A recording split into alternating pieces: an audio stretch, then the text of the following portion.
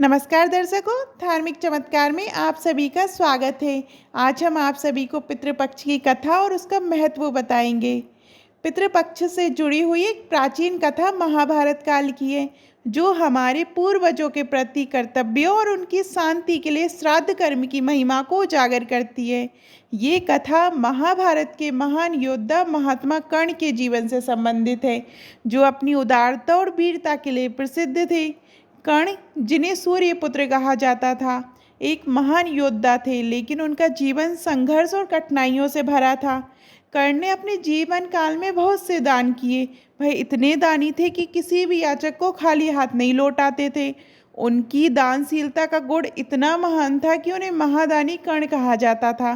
परंतु उनके जीवन में एक कमी थी, जिसका उन्हें आभास नहीं था। उन्होंने पूरे जीवन में कई प्रकार के दान किए, परंतु अपने पितरों के लिए उन्होंने कभी श्राद्ध कर्म या तर्पण नहीं किया। जब कर्ण का महाभारत के युद्ध में वीरगति प्राप्त हुई, तो उनकी आत्मा स्वर्ग में गई। स्वर्ग में उन्हें भोगने के लिए सोने और रत्नों से बने भोजन की प्राप्ति हुई, परंतु उन्हें असली भोजन यानी अन्न और जल नहीं मिला। कर्ण को इस बात से बहुत कष्ट हुआ। जब उन्होंने इंद्रदेव से इसका कारण पूछा, तो इंद्रदेव ने बताया कि उन्होंने अपने जीवन में कई तरह के दान किए थे, लेकिन कभी अपने पितरों के लिए अन्न और जल का दान नहीं किया था। इसी कारण उन्हें स्वर्ग में ये स्थिति झेलनी पड़ रही थी। कर्ण ने इंद्रदेव से क्षमा याचना की और उनसे एक उपाय की मांग की। इंद्रदेव ने उन्हें बताया कि अब वह पृथ्वी पर नहीं है, इसलिए स्वयं श्राद्ध नहीं कर सकते। परंतु इंद्रदेव ने उन्हें 15 दिनों के लिए पृथ्वी पर लौटने का अवसर दिया, ताकि वह अपने पितरों के लिए तर्पण और श्राद्ध कर्म कर सके। इस प्रकार कर्ण ने पृथ्वी पर लौटकर पितरों का तर्पण किया और उनके लिए अन्न और जल का दान दिया। इस घटना के बाद कर्ण को स्वर्ग में पुनः सम्मान और पूर्ण आहार प्राप्त हुआ। तभी से ये माना जाता है कि पितृपक्ष के दौरान किए गए श्राद्ध और तर्पण से हमारे पूर्वज संतुष्ट होते हैं और अपनी संतानों को आशीर्वाद देते हैं। पितृपक्ष का महत्व इस कथा के माध्यम से और भी स्पष्ट हो जाता है।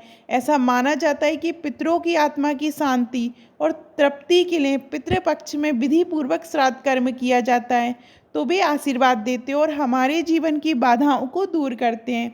यदि किसी परिवार में पितृदोष होता है, तो वह भी पितृपक्ष में किए गए श्राद्ध से शांत हो जाता है। पितृदोष तब उत्पन्न होता है जब हमारे पूर्वजों की आत्माएं असंतुष्ट होती हैं और उनके श्राद्ध कर्म सही तरीके से नहीं किए गए होते हैं। पितृदोष से मुक्ति के लिए पितृपक्ष में श्राद्ध, तर्पण और दान करना अत्यंत आवश्यक माना जाता है। इसके लिए उपाय भी बताए गए हैं, जैसे श्राद्ध कर्म। पितरों की आत्मा की शांति के लिए ब्राह्मणों को भोजन कराकर श्राद्ध कर्म करना चाहिए। तर्पण, गंगा जल और तिल के साथ पितरों के लिए तर्पण किया जाता है, जिससे उनकी आत्मा तृप्त होती है। दान, पितरों के नाम पर गरीबों को अन्न, वस्त्र और अन्य आवश्यक वस्तुएं दान करनी चाहिए। गायों को भोजन, पितरों की आत्मा की शांति के लिए गायों को हरा चारा या भोजन देना बहुत शुभ माना गया है। गायत्री मंत्र और पितृस्तुति का पाठ, पितृदोष से मुक्ति पाने के लिए गायत्री मंत्र का जाप और पितृस्तुति का पाठ किया जा सकता है। पितृपक्ष हमारे पूर्वजों के प्रति सम्मान और श्रद्धा रखने का संदेश देता है। इस समय हमें अपने पितरों के प्रति कृतज्ञता व्यक्त करते हैं और उनकी आत्मा की शांति के लिए प्रार्थना करते हैं। ये समय हमारे लिए आत्मिक शुद्धि और धर्म पालन का भी समय होता है, जिससे हमारे जीवन में सकारात्मकता और समृद्धि आती है।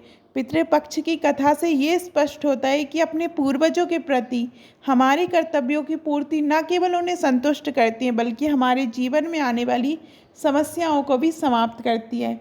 आपको पितृपक्ष की ये कथा कैसी लगी और उसका महत्व कैसा लगा, कमेंट में ज़रूर बताइएगा। और अभी तक आपने हमारे चैनल धार्मिक चमत्कार को सब्सक्राइब नहीं किया तो सब्सक्राइब करिएगा। धन्यवाद।